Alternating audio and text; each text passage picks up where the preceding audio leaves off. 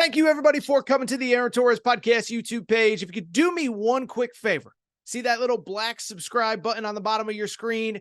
Go ahead, hit that little black subscribe button. Really does help this channel grow, my audience grow, and I appreciate it more than you know. Also, quick thank you to our presenting sponsor, Betfred Sportsbook and the Betfred Sportsbook app. Bet $50 on any game. Get up to $1,111 in free bets courtesy of the Betfred Sportsbook. Thank you again. Now, here's the video that you came here for. All right, let's get to the rest of the Big Ten West over-under win totals, of course, presented by Betfred Sportsbook, our presenting sponsor. And let's start with a very interesting team, in my opinion, the Minnesota Golden Gophers. Over-under for Minnesota is 7.5. The over, you got to bet them at plus 120 odds, minus 150 for the under of 7.5. And a couple of things on Minnesota. One, because he's a little bit of a different cat, I don't think people realize how good PJ Fleck has been at Minnesota. You understand that over the last 100 years of football at Minnesota, they have a grand total of 4 9-win seasons at Minnesota. Not great, but listen, some schools set up better than others, right? Why do I bring it up? You know that PJ Fleck has 3 of those 4 9-win seasons in the last 100 years of Minnesota football. That's how good he has been. And this program is, again, coming off a 9-win year. Now, obviously, in the offseason, they did have that weird little, hazing story that I didn't really think much of. PJ Fleck completely dismissed it. I don't really buy it. Doesn't really matter to me.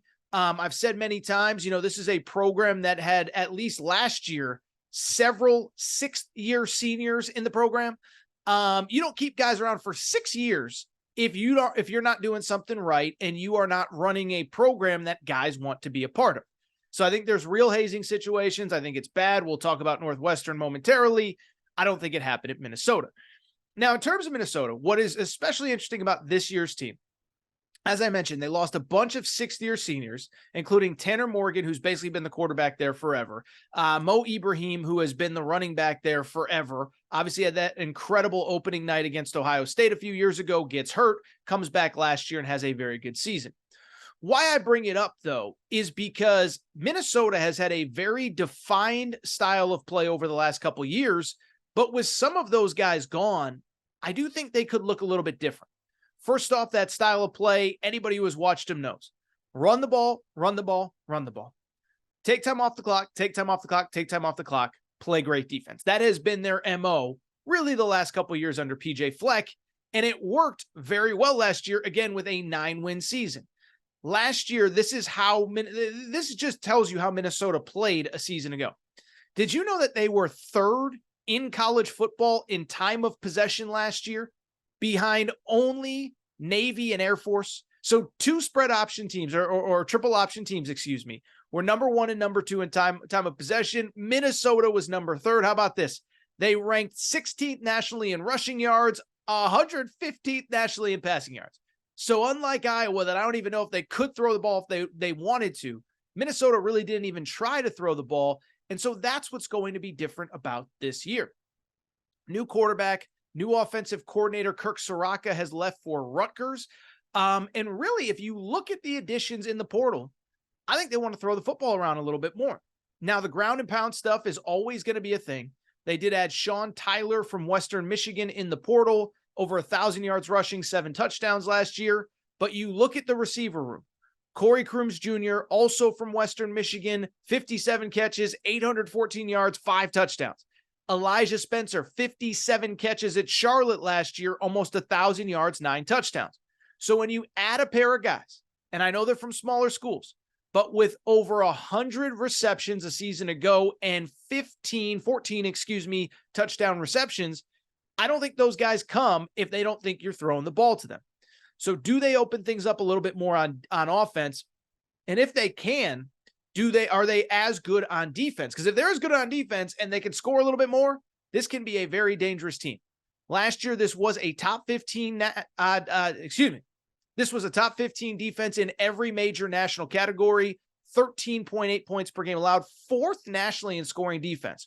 Wonder how many people knew that coming in. Minnesota, 4th nationally in scoring defense. It's insane, but that speaks to, again, who they've been, what they're about, all that good stuff.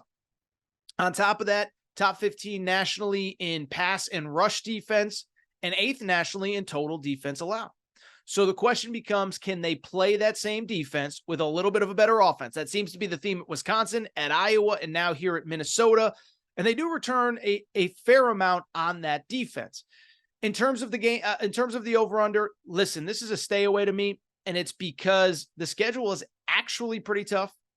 At Nebraska Nebraska at home, to open the year, then at North Carolina in the out-of-conference. Remember, North Carolina has a future top 5 pick at quarterback in Drake May. They also have Ohio State and Michigan on the schedule. So we've talked a lot about some of these programs that get to avoid those schools. They play Michigan at home immediately after they play Iowa immediately before they play Iowa in early October. Essentially, their Big Ten openers, not technically because they open with Nebraska, but the first Big Ten game after the out-of-conference slate. And then late in the year, second to last year, they have to play at Ohio State before they play Wisconsin at home. And that kind of concerns me. Final 4 games, Illinois tough, then at Purdue, at Ohio State, and Wisconsin at home. Listen, I like PJ Fleck. To me, this is a stay away. 8-4 feels certainly possible, but you have Ohio State and Michigan plus North Carolina on the road. I'm going to sit this one out.